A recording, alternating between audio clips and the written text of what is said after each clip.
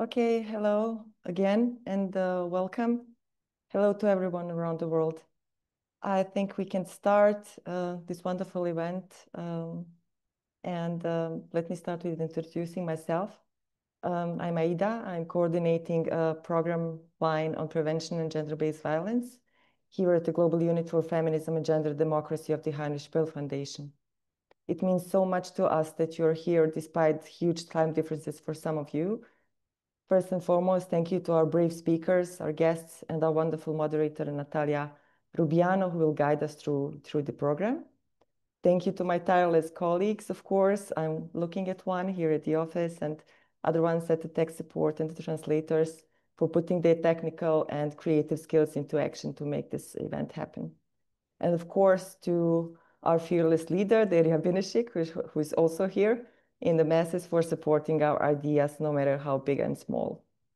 And once again, I want to say the humanity's big achievements, products of brilliant minds and technological process are being abused to destroy and to silence those who stand in the way of exploitation and profit.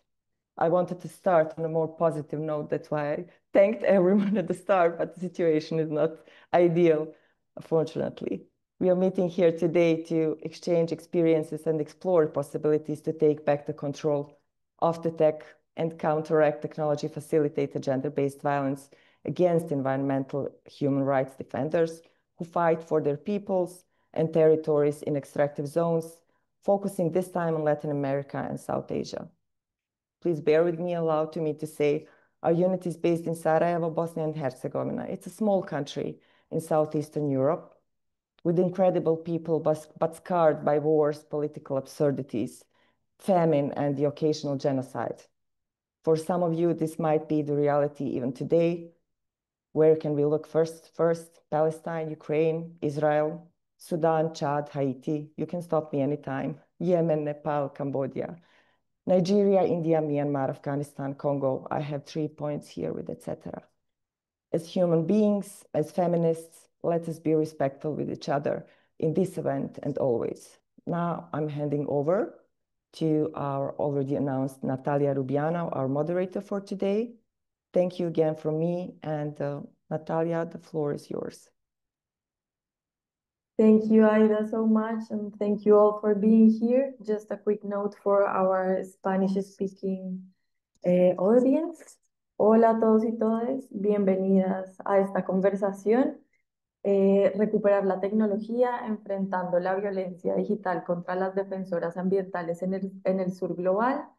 Queremos contarles que la traducción simultánea está disponible. Si quieren oír la conversación en español, deben hacer clic en el símbolo del globo terráqueo que está en la parte inferior de sus pantallas y seleccionar el canal que dice español. Si tienen algún problema, si tienen cualquier duda o inquietud respecto a esto o al soporte técnico, pueden comunicarse por el chat con el equipo técnico justamente. Also, if you have any questions, please drop them in the chat. We will have a Q&A session by the end of our conversation. So I would like to welcome our amazing panelists for today. We have Camila Ramirez Araujo joining us from Mexico. Camila is an intercultural manager from the National University of Mexico, specialized in the mediation of intercultural conflicts and the social studies of science and technology. A human rights defender, feminist, and popular pedagogy educator involved in the defense of water, territory, and people's collective rights. Hera Hussein from Chain is also joining us. Welcome, Hera. Raised in Pakistan and living in the UK, Hera knew from early on that she wanted to tackle violence against women. Hera is founder of CEO and Chain, a global non-profit that creates resources on the web to address gender-based violence, not only for, but with survivors. We also have Hira Basit, based in Pakistan. She's a senior project manager at Digital Rights Foundation and is currently the cyber harassment helpline lead. Hira has also been part of the research efforts on gender disinformation in South Asia. Her work centers around advocacy with social media companies and assisting transgender and journalist communities. And she's also interested in creating social change through film. And we finally have Paulina Ibarra joining us as a guest from Chile, from Fundación Multitudes. Paulina is its managing director and founder, working at the intersection of global policy, technology, and human rights, focusing on advancing digital rights and promoting democratic resilience. So I would like to please ask you, each one of you, to very briefly take a minute to present your organizations.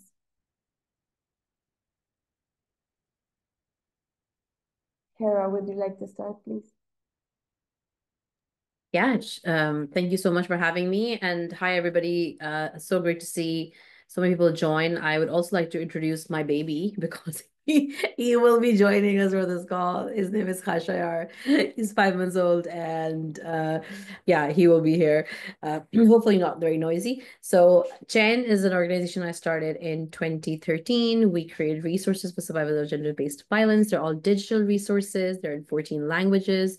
And the resources are about helping people identify abuse, but also about healing from it. And we're very passionate about creating trauma-informed technology that isn't centered around Western perspectives, and doing that with survivors from, all across the world. So we're very happy to be representing China as a global organization, but also specifically because I'm from Pakistan, looking at the South Asian perspectives as well.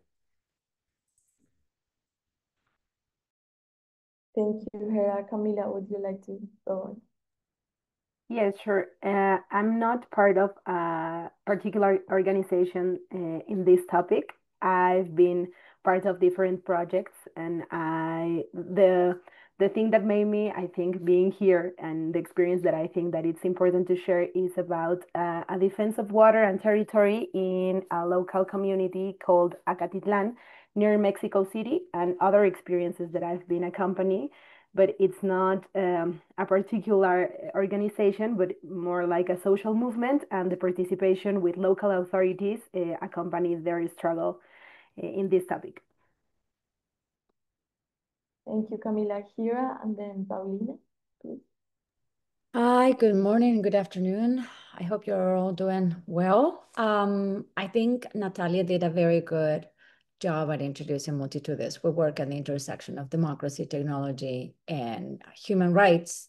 And the work we do around women, environmental, and human rights defender is actually tied up to the role that they have in society as activists and defenders of the nature and the land. And it's one of the pieces that we work around disinformation, online gender disinformation, particularly attacking women in public life. So thank you for allowing me to be here this morning.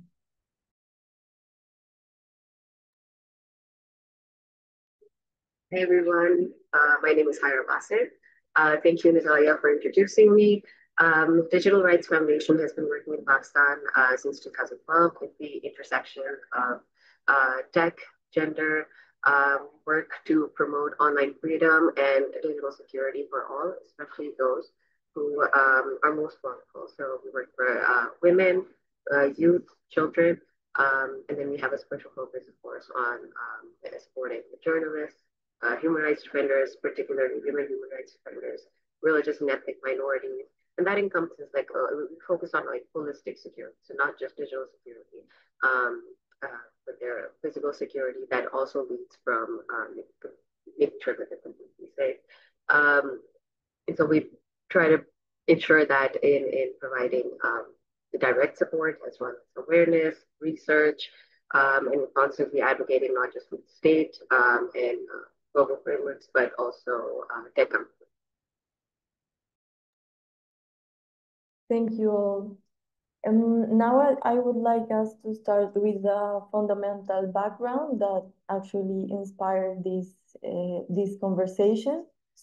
So last year, Fundación Multitudes, in collaboration with the Heinrich-Böll Foundation, conducted a groundbreaking study on gender-based violence against women, environmental and human rights defenders in Peru, Ecuador, and Colombia. Paulina, what were the main findings of this report, and what is happening in Latin America? Who's being targeted? How are they being attacked, and why?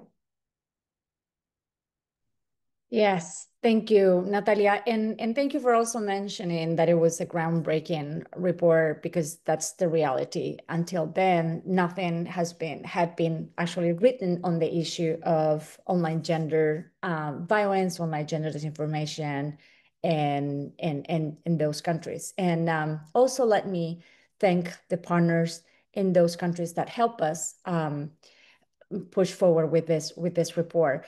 As Natalia said earlier, I'm the managing director of Fundación Multitudes, and I'm so proud to actually be sharing findings from our report, Online Gender-Based Violence Against Women, Environmental and Human Rights Defenders in Latin America, and thanking once again Böll Foundation for supporting this work in Colombia, Ecuador, and Peru.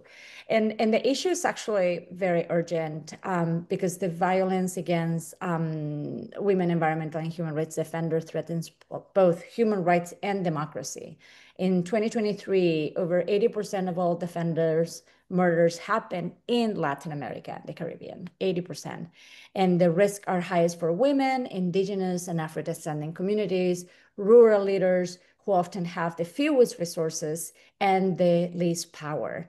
And in Colombia, in 2023, we had the highest number of overall recorded deaths from environmental defenders, with 79. And although there are no official numbers, 22 of those were actually women. So some of the key findings from the research shows that online violence is not a separate threat from real world threats, sort of speaking. It actually exacerbates them and then make them worse.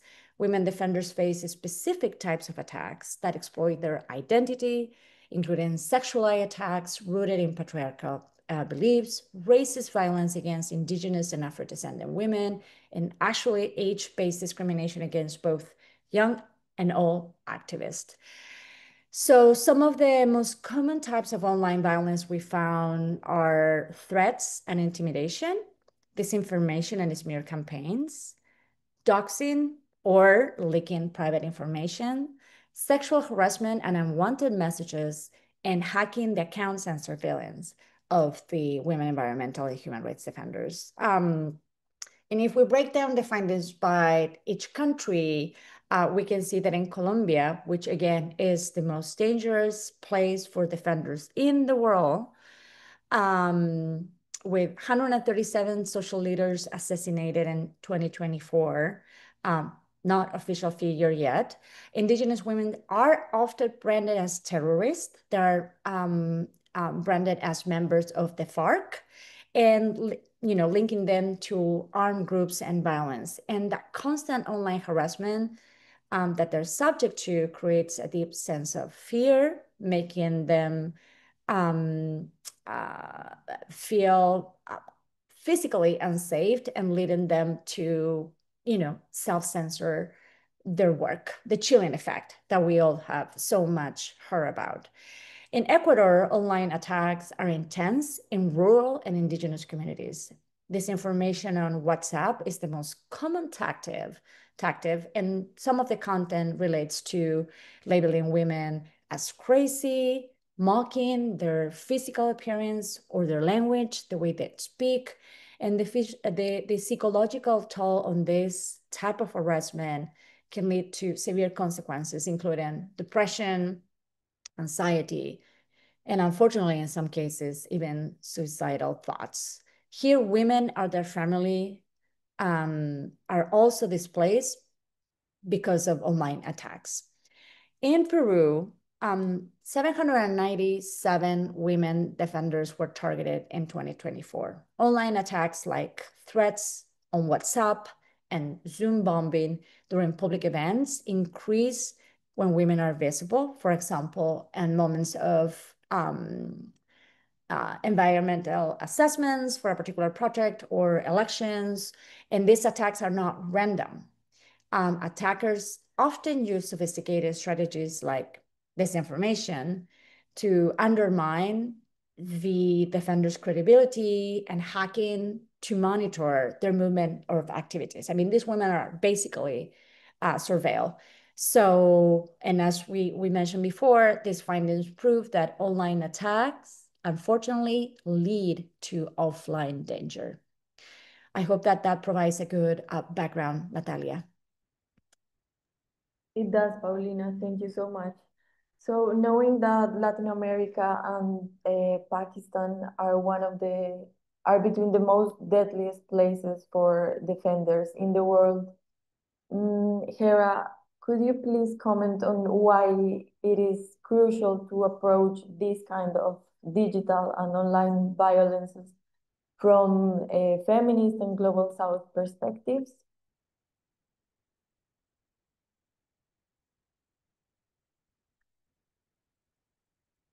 Hera?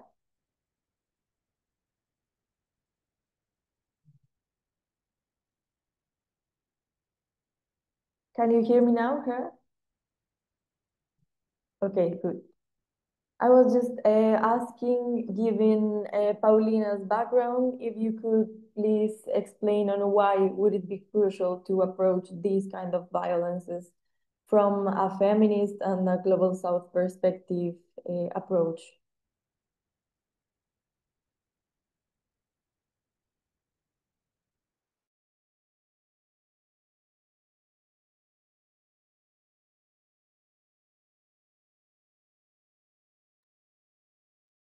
Hera, can you hear me now? Yeah, sorry. I thought you were throwing the question to Paulina. I'm so sorry. No, Just it was for for you. everybody else, I've just come out of a 26-hour flight. So I'm a little bit slow, and that was with one toddler and one infant. Apologies. If I do that again, please just if I'm quiet for more than 2 seconds, just ping me. So yeah, you were asking me why, like, given what Paulina said, why like these kind of studies are important, and why it should be done. I think it's really, really important because there are three reasons for it. One is something that I am very passionate about is that there are so many things that actually, when we talk about violence against women, online violence against women, there's certain kind of narratives that are very prominent because they happen to, people like Taylor Swift. Deep fakes are an example of that. Now, Paulina mentioned doxing as one of the tactics that are used, and like threats, mudslinging when someone starts tearing your reputation down. These are all kind of tactics that have existed before technology, but what we're seeing is that there are so much more dangerous ways and cheaper ways and more effective ways of doing this, like these terrifying campaigns against women, but we don't really hear about them as much because of how those stories are either not elevated or not told because so many people withdraw because of the risks to them. And the other thing is that I think, which is the other side of it, which is that we often hear stories of harm when it's around technology. And I feel like equally passionate that we should hear about stories of resilience, resistance, joy, of like innovation that comes from the global South, the majority world, whatever you call it. So when I'm talking, because I started like Chen looking at South Asia, specifically Pakistan to begin with, and we started working in like India and like with diaspora communities. And now Chen kind of works in languages, and Latin America is a very big part of our of the work that we do in the communities that we work with, and the communities of survivors. I give the example of Argentina and Chile and the kind of fight that we've seen on sort of reproductive justice, for instance, and thinking about like how how that has come, and I know that we have some of those wins are in jeopardy and have not really, are in deep crisis right now. But the story of mobilizing people with a different way of looking at things and talking about things is really important. And as the sector faces a funding crisis, there's another reason that we should be profiling these stories, because the way, like, the tech that is deployed, there's so many similarities in the tactics that are used in different parts of the world. But there are also some differences which can help us stay ahead of the curve. So as an example that I wanted to share is that, we see that a lot of the threats that happen in South Asia tend to start from what you would call low barrier, low cost, like, types of online violence, like calling someone lots of times, spreading a rumor about them, um, doing a very just threatening to release pictures that may or may not exist. Just threats are very effective, even if someone knows there's nothing, because the threat to a woman's name is enough to get her to withdraw from life, to go into a marriage proposal, to really, like, do things that the abuser wants to do. And when we look at these tactics deployed at a major scale, we see them turn into, attacks against women politicians, attacks against, leaders of political parties, of community groups, of faith groups.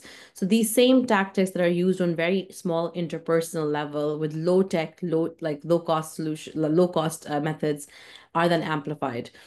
Now, if when we have, I know we're going to talk more about like what are the similarities and differences that we see, and I would love to talk more about that, but I know that's a question for later, so I'll go into that later. But just to say, it's really important that we talk about this, and I'm so glad that this research is out there. Chen is also doing research on what image-based abuse looks like in different parts of the world, and what are those, like, what makes those threats so different in different ways. So yeah, I'd love to share that later as well. Thank you, Hera, of course. Now I would like to pass the word to Camila to help us better imagine what's going on in Mexico, and what role do you believe technology plays in the violence against women and queer defenders who face extractive industries in these territories? Yeah, thank you so much. Well, first, I wanted to just take a moment to honor and to remember all the defenders that have been in these territories attacked and also killed, because as Paulina said before, Latin America is a territory with a lot of violence. I think that also South Asia, and we could share experience about that later. But yes, I think that we are talking right now about digital and online violence, but we also know that that many times doesn't stay in that sphere, and it also materializes in violence, and sometimes that also can lead to death, assassinations, killing, and feminicides.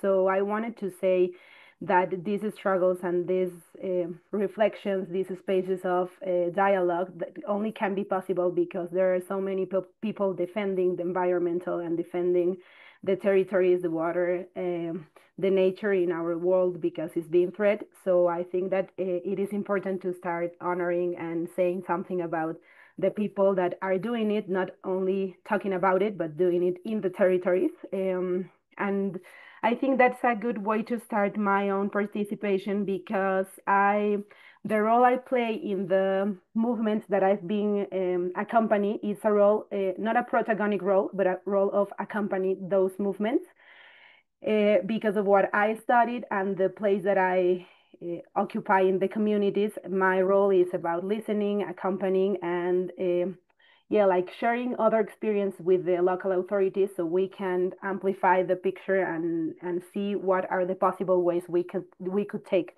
So the experience, especially that I'm talking about, it's an experience near Mexico City in a locality called Acatitlan, that is like in a very interesting dynamic, because it's a place with a lot of forest, a lot of nature, and because it's so so close to the city. It's a place where so many people want to live right now.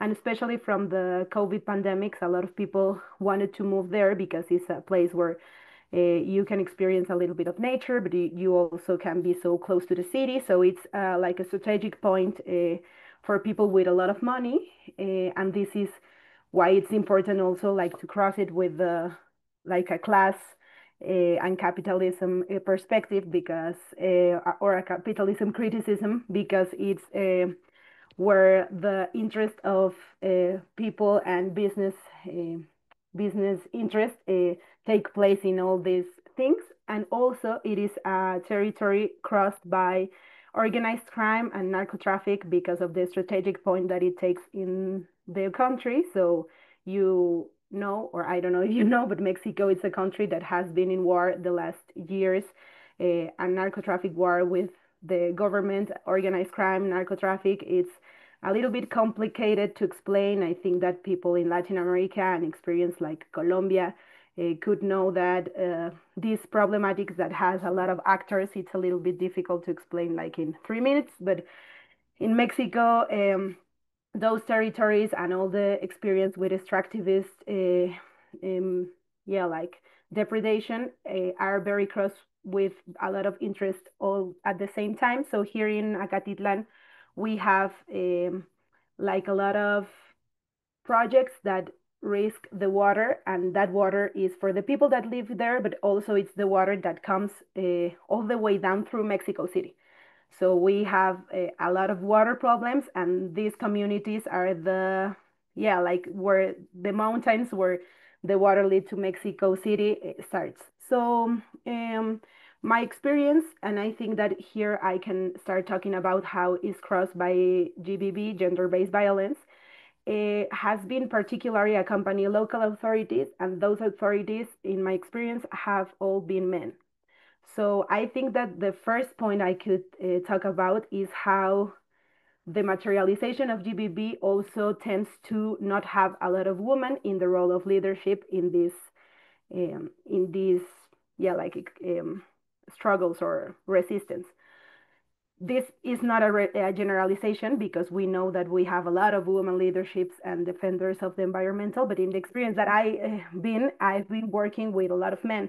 So there I have experienced gender-based violence also because I'm a woman and I'm a very young woman participating there. So with the authorities, like the government authorities, but also with the people of the communities, it's been a little bit difficult to be in that role and to make my voice and my participation valid in the spaces. Also, I think that it is important to say that although right now the people I've been working with, I had a lot of confidence, it's also a little bit difficult to approach for the first moment to a lot of men that has a lot of power and protagonic roles in those communities, and to be confident that I'm gonna be okay in those contexts also, you know. So yeah, I'm making a lot of trips, and I'm having a lot of small conversation groups with only men. So I think that it's very important for me to say that only, although right now I know that those peoples are the people where I'm working with. At the first moment, it's also crossed by gender-based violence to be a little bit, yeah, like confused and vulnerable around them and around people and around men. So then for like to add the part of the online and the digital and the technology challenge that we are facing in this conversation, I read the report of Fundación Multitudes, and I've also been reading other things, and I've been in the process realizing how was technology working and having a crucial part when we were struggling 2 years ago or 1 year ago, because right now it's a little bit like calm. I don't know. It's difficult because in these things we have like periods of more work, and then it seems that everything is in pause, and then you see that the problematic is coming out again, being very important to act again. But right now I think that we have like a calm moment, And now I'm realizing how digital was present and technology was very present. And I think that the main form that those technologies were using against the cause, it were like every having having all the time the sense that we were being listened and we're being seen. So the authorities that I was working with were all the time receiving phone calls. They have a protagonic role in the community, so I think that it's common that they are all the time being looked for the people by the people because they were like dealing with a lot of situations like from schools, centers, health centers, hospitals of the community. They were like very important roles, but they were also receiving at every moment phone calls with no answer, and they were also to experience of extortion there that ended in uh, yeah, in negotiating with money and negotiating with things of vulnerability of the families and that stuff.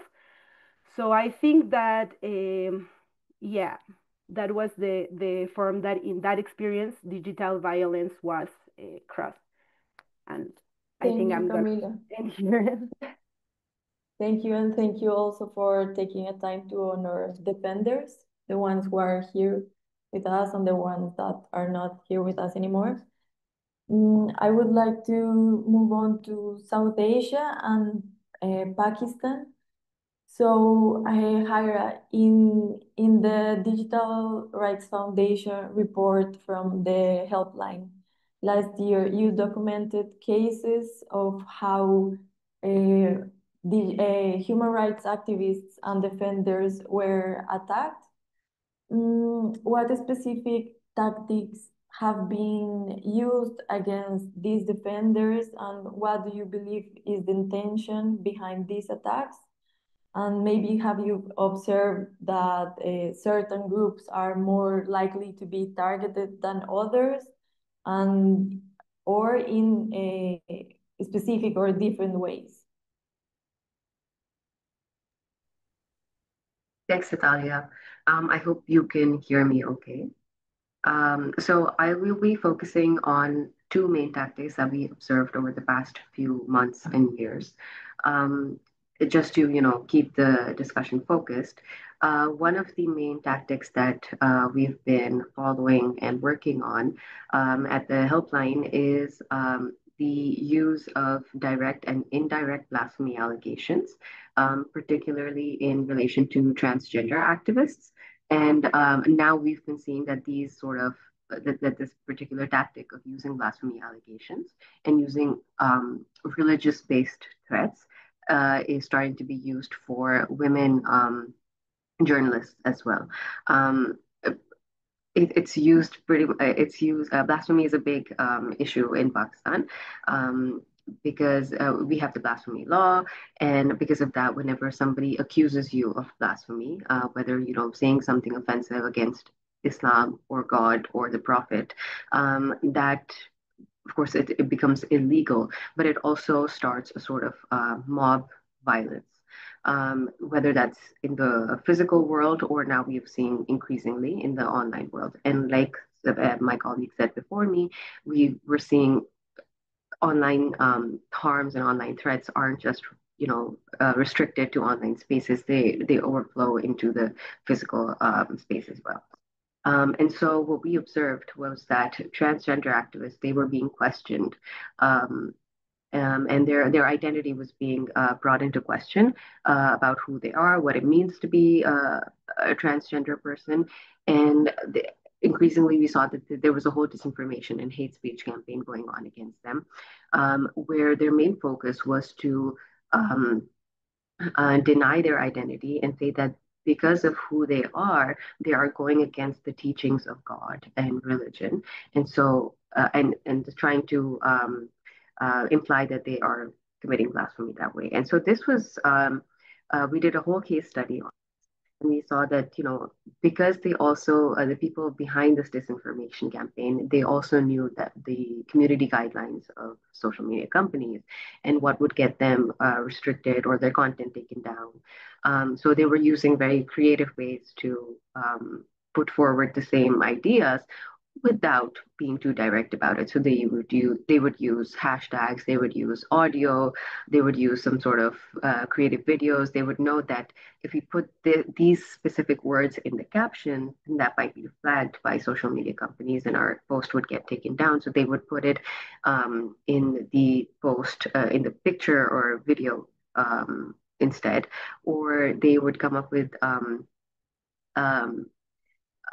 creative ways to, for example, if you are trying to mention LGBTQ, they would write it in a different way, like LGTV, so that it doesn't get flagged by social media companies. That's some of the tactics that they were using. They were also, replacing, like adding maybe an at sign to replace the A in a word to, again, so that it doesn't get flagged. So we would constantly be using, giving them a list of keywords so that companies could identify that these are the words that they are alternatively using, and so they need to be. But we also had to make a great case with social media companies, and it was a very hard battle, honestly, to convince them that this was an actual thing that was being done, this whole campaign. And so this is something that needs to be focused on or given great care and attention. And just in the interest of time, I'll move to the second tactic that we've been working on, focusing on. It's the use, and we saw this particularly in last year's election time, and was the use of AI-generated images and intimate image abuse against journalists, but also increasingly human rights defenders. And I'm talking about journalists right now because these are the sort of journalists, particularly women journalists, who speak up about particular social issues or political issues or even religious issues that are affecting the Pakistan in the moment. And so how everybody gets on the bandwagon, and in order to discredit that one journalist, again, particularly women, they dig up previous images of the woman, or they start making up AI generated images. And then you can see that these people are clearly working in coordination with each other because they're using the same key terms, they're using the same hashtags, they're using the same images as well. And they all keep linking them to a particular political party, or using the same, or saying that this woman journalist is in relation with a politician. So you can see that these things come together, and you can see that there's some sort of level of coordination behind all these campaigns that come forward. And we also had to, again, work with social media companies a lot and try to convince them that AI generated images, even if a woman is not fully nude, should be something that they take into consideration. Because we had a chat with them. I remember when their first Meta AI was coming out, and we gave them an example of a journalist, but her AI generated image was of her in a bikini. And they said that no, this would not be taken down. And so then we had to work with them over several meetings and try to convince them that this is considered an intimate image in our context. And so over time, they did change their policy. So that's something, I'll keep it to that, and we'll take this discussion forward. If I can just add one thing, because of what Hara said, is that the one similarity we see between South Asia and Latin America is the moral policing of women by using faith-based language to elevate women that are, that are good and moral in comparison to women who are not good and moral. But the lines of what is considered good and moral, some of them are similar, but some of them are very different. So for example, in Brazil, the picture of a woman kissing her boyfriend is not that big a deal, right? It might be a big deal if they're considered to be in an affair, that's an extramarital affair, that's a different story. But someone kissing their boyfriend, not a big deal. Someone kissing their boyfriend wearing revealing clothes, not a big deal. In India and Pakistan, and Bangladesh, that can get you killed. Just someone thinking there's a picture of you kissing someone fully clothed, a picture of you and your husband in any sort of intimate looking thing is a discredited character. And women, and like, I think that 3 girls have been killed in Pakistan in 2025 by their fathers, all under the age of 18, because their TikTok was considered too revealing. And let me tell you, none of them were showing what you would deem revealing if you were to put it in a broader Latin American or Western context. So that's where we start seeing some of the differences come out, as like how deadly things get on what would considered not that big of an issue in Latin America, but the tactics are the same. Thank you all so much. I think most of you have already covered some of the similarities and differences between the context in Latin America and in South Asia and Pakistan. So I would like us to give a little space for participants as well, for the audience to engage in this conversation. So this next question goes for the audience.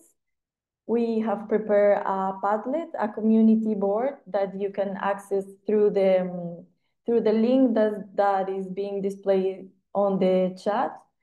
And please go there and comment on the question that is, if you or someone you know has experienced gender-based digital violence as an environmental or human rights defender, what did you feel was needed the most at the time? So please go there and share your opinions, your experiences. Let's continue the conversation with the speakers about some of the strategies and tools we have for defenders.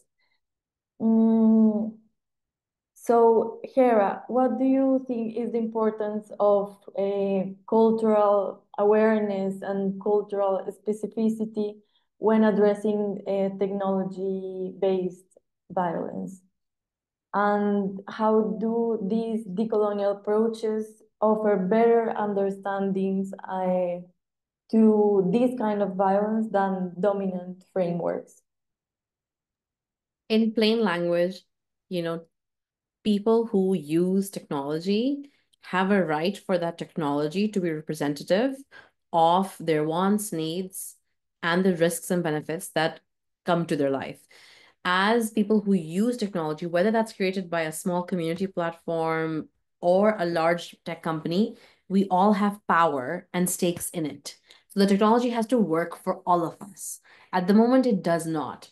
So having an inclusive perspective means that, for companies to understand, yes, like the example, Hara gave about that woman in a bikini, that would be okay in some context. That's not okay in some context. It is actually a complicated thing. And I give like full weight to this when I say this. Like, we need to invest as a community, as companies, as regulators, to understand that when you have a global product, your policies also have to be global. They have to be responsive. They have to be respectful, not just of the country's law, because we know laws do not work for women and gender minorities. It has to be responsive to within a human rights framework.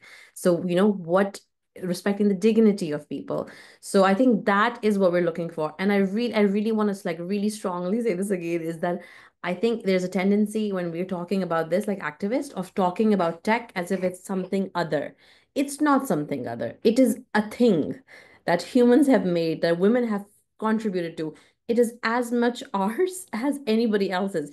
We've just happened to be in a status quo where there's a lot of power, wealth, and unchecked influence, and there's not enough consumer power.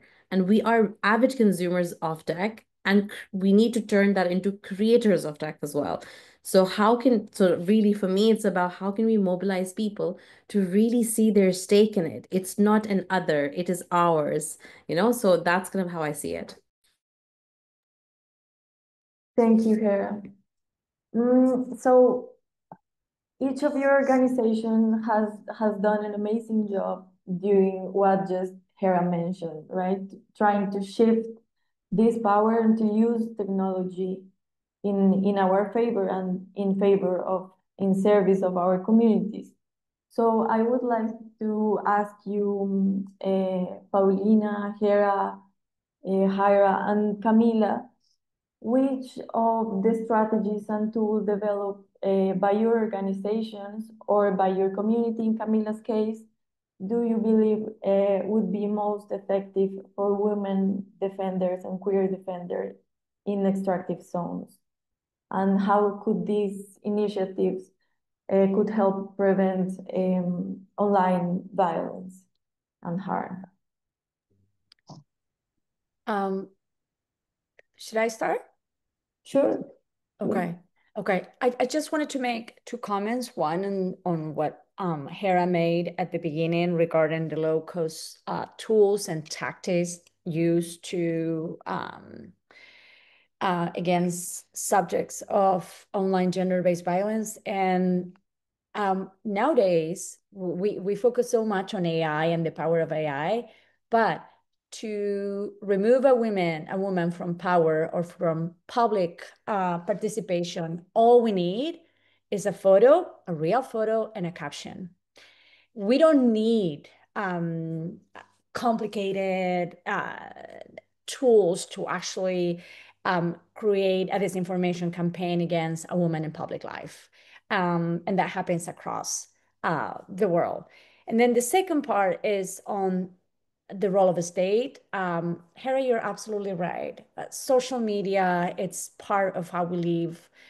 We've been part of it. My generation, Gen X, has been, the proponent of these things. But at the same time, we can never forget that this is an industry and it has a business model.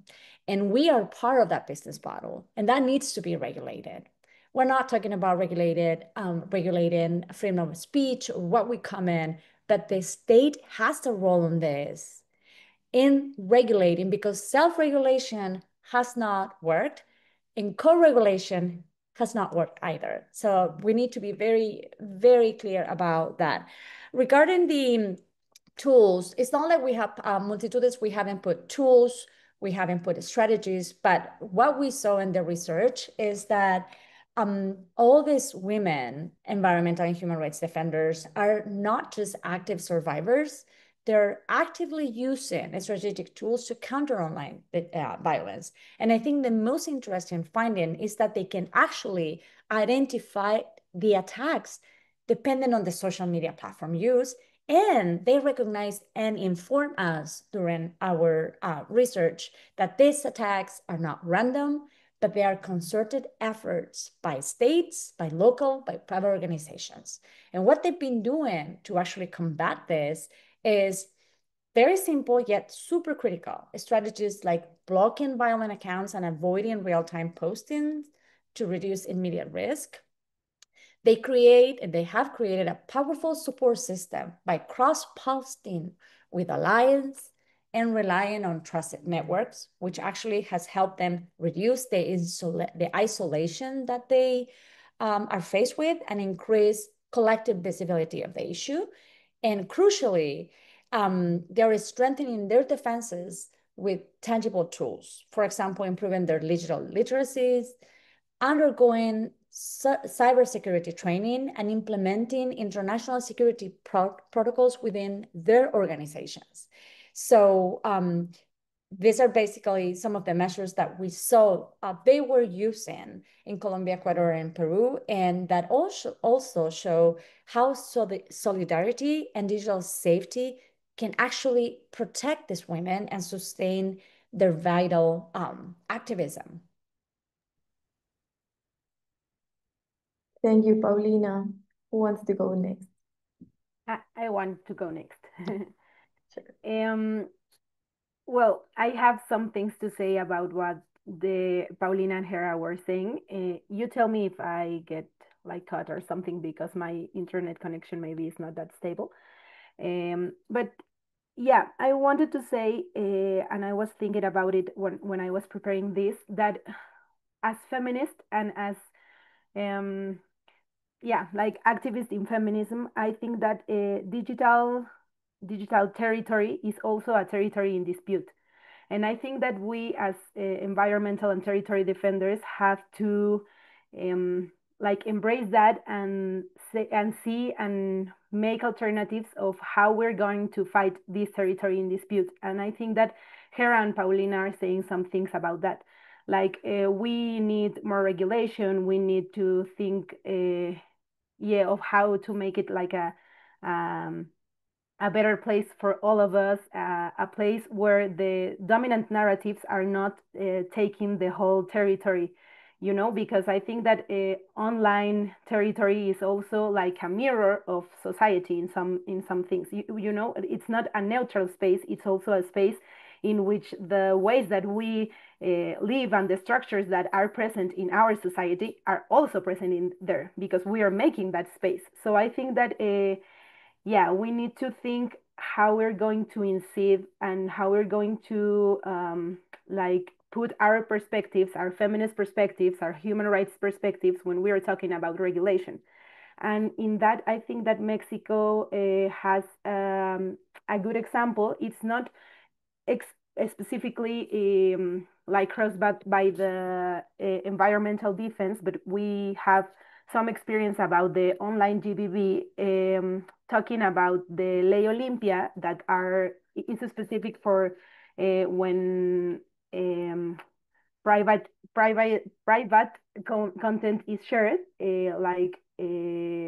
when some people are sharing your images without consent, images of you like nudes or something that you shared in a private space and they're shared, and it's a regulation where you can like demand and make a legal process about that for people that are sharing your information and your images. And I think that it's important to see how we're going to make part of this transformation and regulations when they can be managed, because as Paulina said, this is a business. So I think that it also has to have like an anti-capitalism or a decolonialization like point of view and perspective, so we can change those spaces and territories. And also from this experience, I wanted to share something that I was reading, and I was thinking about a report of a collective called Luchadoras that is also from Mexico, and I could share some things.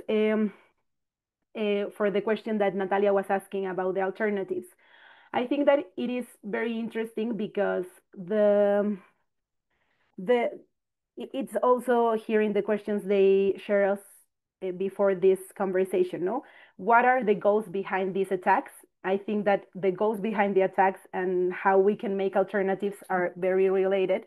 And I think that the goals sometimes are disarticulating the movements, like making the fear a central part of the participation and the movement, making like threats and attacks, making us paranoid or fear or make us feel vulnerable in some spaces that we already feel vulnerable, because defending territory and defending water in our territories is makes us a target. And then like having another spaces in which we are already feeling vulnerable, like the digital spaces and the technology spaces, it makes us feel more vulnerable. And I think that the alternatives are related with making community and making networks that makes us feel more secure. But I think that is a little bit contradictory, because the attacks also are related with a lot of guilt. And when we are talking about attacks to women, it's more crossed by guilt, because the attacks are making us feel like the violence and all the types of violence is our responsible and our guilt. So I think that this is very interesting, because it's only another way of the gender-based violence materializing in us feeling like they're responsible of the violence we are experiencing. So I think, I think that the alternatives are related with making narratives, non-guilt narratives and compassive narratives that can help us see that the problem is not ours, and it's a problem, like a social problem that is affecting us, but it's not our problem. And we have to be like together and in community to face that problem. For sure, Camila. It's not our responsibility, right? Our duty, even though we take it because we have to, basically. Hyra and Mejera, maybe you want to comment on this? Yeah, I can just quickly answer your question about some of the strategies and tools that we've used and have been working on in order to address TFGBV. I think recently what we have started to focus on really is documenting. Everything that we see online, any sort of campaign that we see online, we immediately start to collect all the content, across all different platforms, in order to have a proper database. Whether it's like who is posting them, what is the reach, whether it seems to be like a new account that has started to engage in these sort of posts or targeted attacks against a particular activist or journalist. Because from our experience with advocating for the disinformation campaign against the transgender community, like I said, there was a lot of resistance, and they kept asking us for, well, show us more content, show us that this is a pattern. And so whether the disinformation campaigns that we see right now in Pakistan, even if they're related to any, whether it's related to one particular, like Hira mentioned, like if it's one TikTok personality, it's not even a TikTok personality. It's a girl who just happens to be on TikTok, but that becomes the sole focus of her existence. Or it's a whole disinformation campaign related to the Pakistan-India conflict, where then we saw TFGBV instances in order to, attack each other's country. We started documenting everything and showing social media companies the patterns that we were seeing online and how they were failing.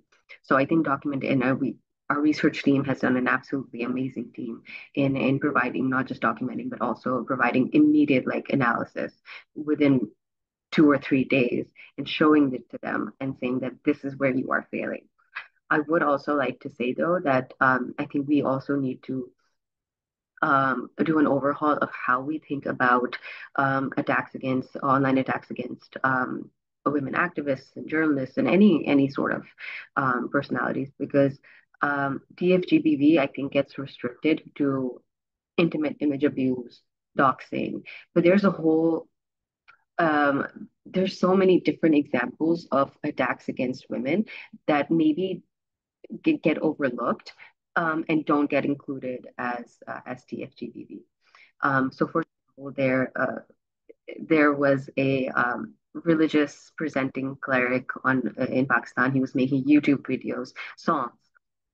He was addressing men in Pakistani societies and singing about how if you let the women in your family, girls, daughters, if you let them go to school, then that makes the man a person without honor. And so he was using really vulgar terms in the songs, and they were terrible to hear. But I feel like that is something that would not get traditionally considered under DFGBV because and following that, whenever we talk about stakeholders to address DFGBV, we talk about social media companies, we talk about state, and by state we mean laws specifically addressing DFGBV or online-based violence. But I feel like it also has to do with ministries relating to with education, ministries that provide social support, social welfare support, ministries that have to do with curriculum and everything, or Ministry of IT and everything, because you have to go down to the very root cause. I mean, like has already been said before, everything that's going on online is a reflection of what's going on in the physical world and in your societies, and so you need to go back to the root cause and completely rethink about how you're presenting the problem of TFGBV, and then who else needs to be identified and brought in as stakeholders. It is every single element or factor in your state. It's not just policymakers. It's if you go to courts, it's the different types of courts, because again, online violence is so intricately tied up with other sorts of violence and how it might affect other sorts of factors in your daily life. And if we're talking about environmental justice, I think that's something that also, if we're talking about climate justice, that is also something those um, ministries also need to be looking at how DFGBV is intricately linked to, because those we haven't seen concrete examples yet in Pakistan, but seeing examples from other parts of the world, we know that this will eventually start happening in Pakistan, where environmental defenders and activists will start getting attacked in the same way that they get all over the world. And so they need to identify this as a particular problem and counter it beforehand. Yeah.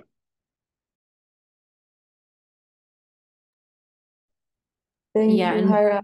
Yeah, just please briefly, go because ahead. we've all answered. I think everybody's getting such great comprehensive answers. I would say that the reminder I can offer is that there's often conversations around this tend to sort of get solicited on like, what's the one thing we can do? And I don't really think there's one thing that we can do. There's lots of things that we need to do.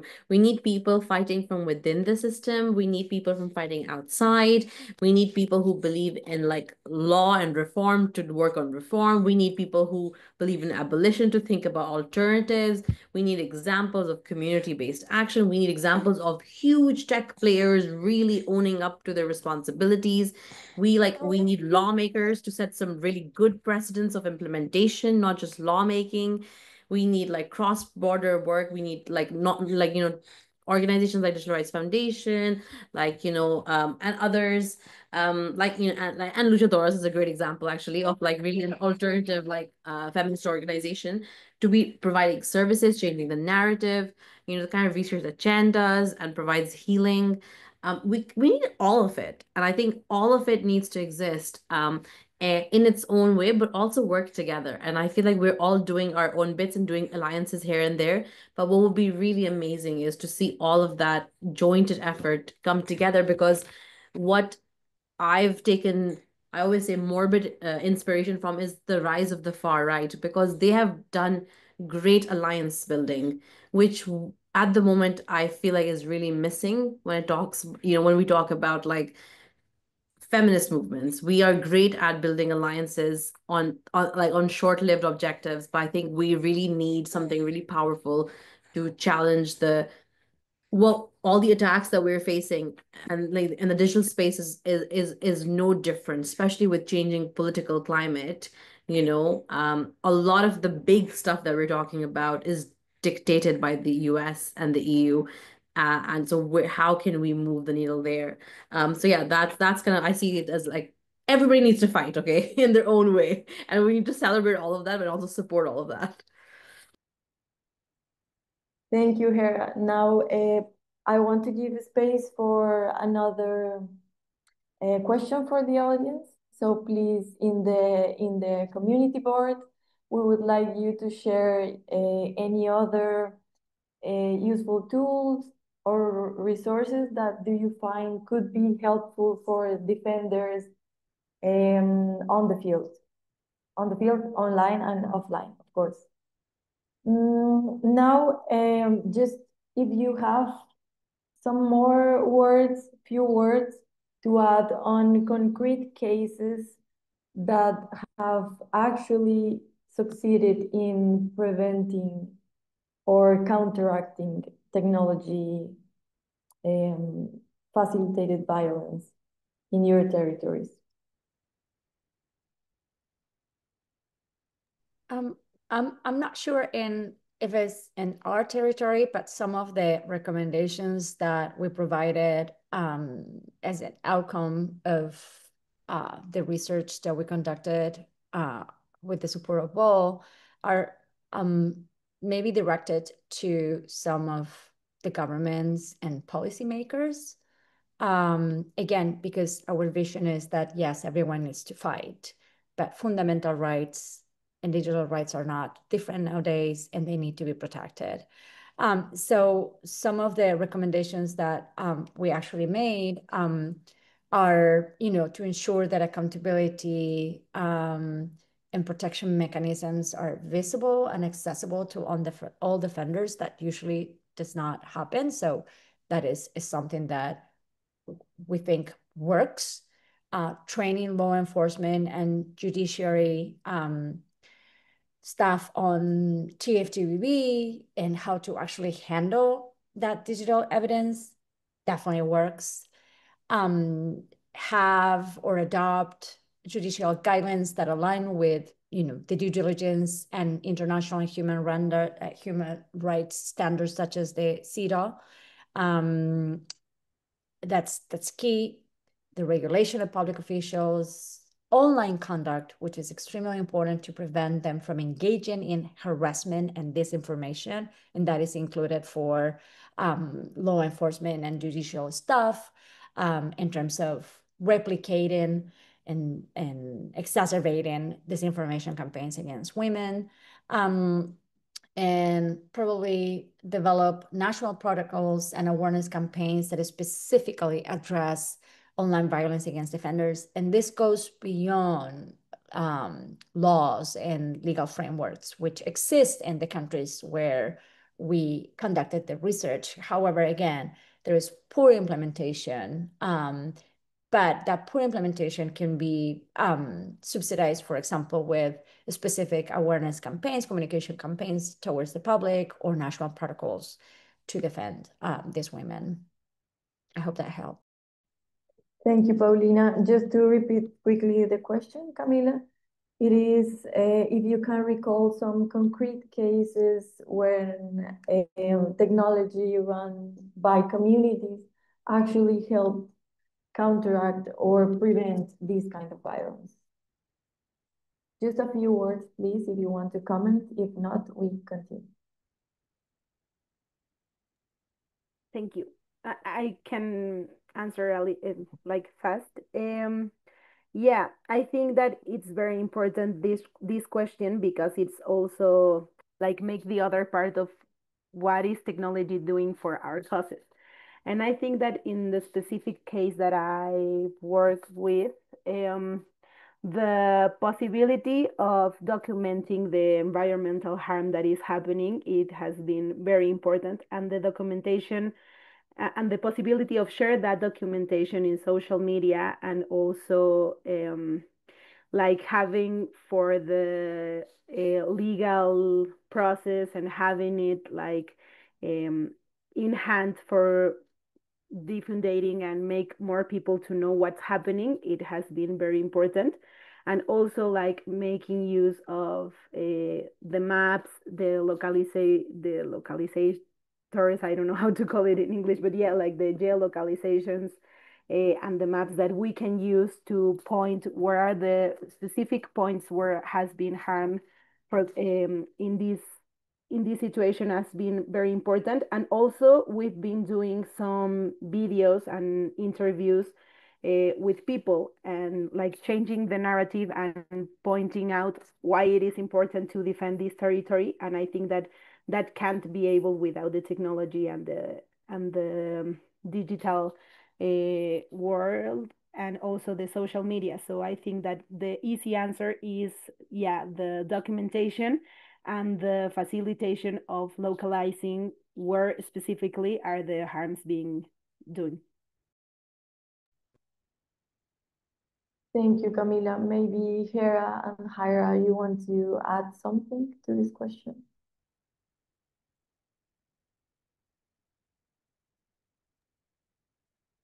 I think one of the technologies, it's not locally developed or anything, but I think Stop NCII, Take It Down, NCMEC, and other like hash technologies are great examples of how tech can be used to sort of counteract and prevent forms of TFGPV. But we need more constantly. We need more. And even with Stop NCII, I think if you look at their list of partners, it's not enough. I think more tech companies need to be almost aggressively like working towards how they can partner and develop new sorts of technologies. Because I mean, even if we're saying that it harms these are all businesses. They need to start. We need to start presenting, and they need to start looking at it as how these businesses are affected when they let these harms actively happen online. And so, you know, I have Stop NCII as an example, but more than that, I'm not really sure. Maybe if you look more deeply at different digital security tools that we also provide to our journalists, there are a few. But I feel like sometimes they get so complicated or they're not so easily accessible that they don't get used in our, immediate daily. It's not our immediate response to use them. Just maybe, as easily. They're not as easily accessible or memorable as social media might be. I think so. That also needs to be maybe greater awareness or making them more accessible. Yeah. Thank you. Here for sure we have like this perspective that Hera and Chain works a lot, that is trauma-informed and survivor-centered design is definitely more needed to make actually the tools accessible. Hera, you would like to add something? Yeah, we see some really, really exciting examples. And I'd like to give a shout to UNFPA, and they had a recent tech safety showcase, which was inviting sort of, you know, civil society from across the world to submit their AI, so implementation of AI in a way that can fight gender-based violence. And they had like I think there was like 500 applications from like 100 countries. It was phenomenal. It was just so amazing to see, like the sector really again trying to tackle gender-based violence. I think so there's some really good examples on the healing front, on the reporting front, on the documentation front.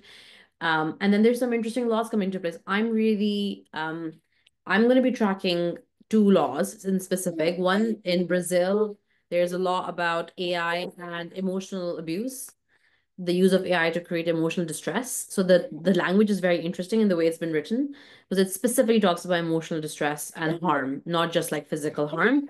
So that is an interesting one to see and how it's implemented and how it shows up in court as well. The other one is Denmark, which is a law I would normally not like be for, but I'm kind of curious about this too, because what they're doing is they're allowing people to copyright their own image, so that people cannot, if people like create AI deepfakes of you, then you can use copyright law, a law that I really detest, but like copyright law, to basically get them taken down. So it's kind of using capitalism's tools against capitalism, which is what makes me kind of like the law. So I'm like, okay, I want to see what happens in implementation. It's not an example from the region, but I feel like if that law is successful, we will see more countries taking place. Because the problem in a global policy making landscape is that when countries in the EU, when the countries in the when US states start passing laws, many countries around the world start like using that as templates, and that's both a good and a bad thing. The bad thing is that it is not culturally aware, and it can easily be misused by authoritarian governments to quash down dissent. The good thing is that it creates a precedent to create laws that are around gender-based violence. So I predict we're going to see a bunch of countries passing laws in the global south around image-based abuse, because a lot of lawmaking is happening here. How much implementation is actually happening is a completely different topic. But South Korea is a really good example when we talk about laws around image-based abuse. They've had one for years. It's a good tried and tested approach to see how that worked out for them, and also to kind of learn from their case and not just only look at the US states and how their laws are going to be implemented. Thank you, Hera. Now we will have one last question for the audience and one for the speakers before we quickly give the last 3 minutes for the Q&A session. So for the audience, it will be if you or someone you know has faced gender-based digital violence as a defender, what would meaningful repair look like for you? For example, public acknowledgement of harm or removal of the harmful content, psychological support, monetary compensation, or any other form you can envision. And for Hera, Hyra, and Camila, I would like to ask you how would take accountable and digital justice scenarios for defenders look like for you?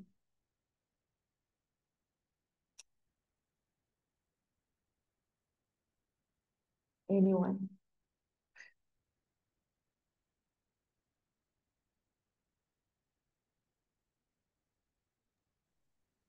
I can start, I guess.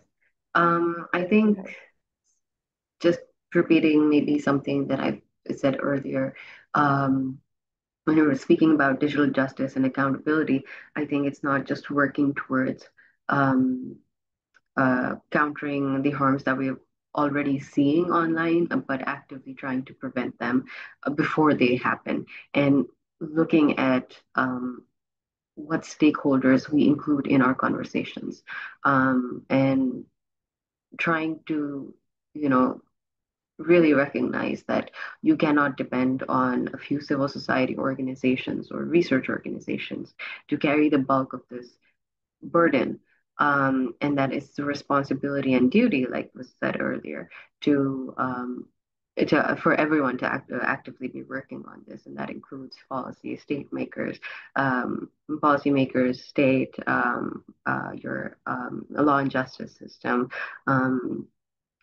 your education system, even your tech and social media companies, even universities and schools. Everyone has, and community centers also. I feel like, because we don't have these sorts of conversations within our communities, because they are, even, especially in Pakistan's context or generally sort of South Asia, because these kind of things are considered taboo, and because the nuances in them are not considered or talked about within families or communities or societies. Um, the core of the issue is never really recognized, and it becomes like, the woman did something. She was on social media. She was on TikTok. She must have posted pictures. But the actual nuance is about how this is a power play. Whenever somebody gets, targeted or attacked online, that never gets discussed, or about how this is again like a power play to stop them from either being present online or trying to do their activism work, and that how so all of that nuance is sort of lost. And when these conversations constantly happen, I think that is when a sort of change can also happen, because then you talk about, okay, you talk to your kids, or you talk to people in your family about this is right, this is wrong, about how if you see someone's pictures online, or if you see a person being doxxed, then that is not the fault of the woman. It's the person that is using those power play or tactics to do that. And so when you talk to kids about it, also they need to learn social etiquettes very early on, so that they can also talk to their peers about it. It needs to become a national conversation, a global conversation, basically, not just us, people in the civil society, talking about it amongst ourselves, but everywhere.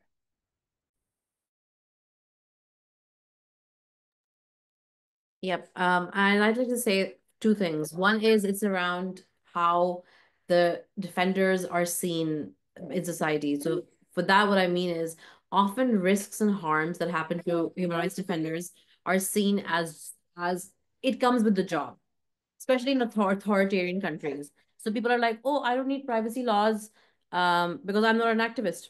So why would I need to care? I have nothing to hide. And it's actually getting to see that whatever risks a human rights defender, a feminist defender, an environmental defender is actually something that you might benefit from as well. And like how you like all of our like rights and risks are kind of are joined. I think some of that needs to happen because it's very easy for authoritarian governments to create narratives which are like, well, those people are troublemakers. They're trying to ruin the country's reputation and image. It's very easy for them to do that, and we don't have very good counter arguments to link. I think that's work that the movement needs to do.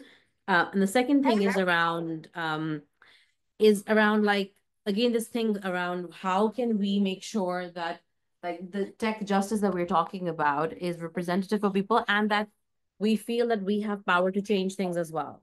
So I think it's about like mobilizing people power around like whether it's reform, whether it's like narrative change, whether it's about alternative like things that we've already talked about, all of those. Sorry. Yeah, I also wanted to say that I think that in the conversation has been a little clear that one of the main problems is that we are not having enough conversations in a lot of places about this, and that is, I think, that the point of start. So when we see this as a problem, we can act from these different multi-actors like strategies that Hera was saying, like legally in governments, but also in civil society, but also culturally, because I was thinking a lot that the power we give to the possibility of the violence, online violence, it also has to do a lot with how we as a society receive the information and the narrative and the dominant narrative, like the one that Hara was saying, how we react to doxing, how we react to the images of a woman in internet, how we react of that violence. I think that is also a strategy we need to think about more, like change the narratives of like the gender narratives that are making us react that ways to the violence, and also like prevent from that part. So I think that I think that when we are talking about digital justice, we are talking about the possibility to access to the justice also in the digital space. So I think that if we start talking about how digital is another space and another territory in which we need to take part with our perspectives, with our feminist perspective and decolonializing and intersectional perspectives, I think that we can only add the digital space to all the resistance and the fights that we are doing for justice in general in the world. Thank you so much, Camila. Now we have grouped 2 questions from the audience. So the first one, sorry, is probably for Paulina. After these reports, do you plan or have started to work with rural and indigenous environmental defender women? Do you coordinate with digital safety trainers, organizations, or so? And I will read the next one, so anyone can comment. Please take no longer than 1 minute because we're already on time. In terms of advocacy, I would like to know what you consider to be the key elements, 1 or 2, for a global advocacy agenda in terms of preventing digital gender-based violence. So I think I answered both in the community chat, but just to go over that, the first one is that report, that particular report was actually work with rural women environmental and human rights defender in those 3 countries. The effort was coordinated with local organizations. We believe, as some of you have mentioned, that there shouldn't be any silos in the work that we're doing on this particular matter. So for us, a key component is the knowledge and expertise that local organizations have on this matter, but beyond the issue of knowing about technology and online gender-based violence is more about what they know in their communities. So that for us is fundamental. And now we are working, we're going to start working next year, hopefully with the support of one of our funders, on training law enforcement and the judicial system in those countries so they know how to handle digital evidence, which they actually don't know, despite of the fact that all these countries, Peru, Colombia, and Ecuador, have very strong legal frameworks in place to combat and address online gender violence. So that's what we're doing, and we continue to do that throughout all our programs and work. And on the advocacy, I also think that I answer it. I think that overall, the advocacy needs to happen within the national and the local context. I mean, it is important to participate of global protocols such as the Digital Global Compact and other groups that are working on this issue. But at the end of the day, once again, there are laws in place that can be used. And so we need to advocate for better implementation, for producing indicators, for working with others in those countries and those communities, from the electoral services in the case of women in politics to the environmental assessment agencies, for them to understand what's happening. And that needs to happen at the national and the local level. Thank you, Paulina. Maybe Camila, Hera, and Jaira, you have some final thoughts you want to share before we say goodbye. Okay. Jaira, do you, or we say goodbye already? I'm here, don't worry. Can I mention something super quickly? Just Sure. referring back to the silences, we need to understand that this is not, believe it or not, just a gender issue. This is a democracy issue. This is a human rights issue. And the online gender violence, the TFGBV, the gender disinformation, whatever you want to call it, is a tool that they use to destabilize our global systems. And so that's why this is so important. And I hope that we understand that they're using us for a bigger, more horrible purpose. And that's how it needs to happen. We need to understand that. We need to work together.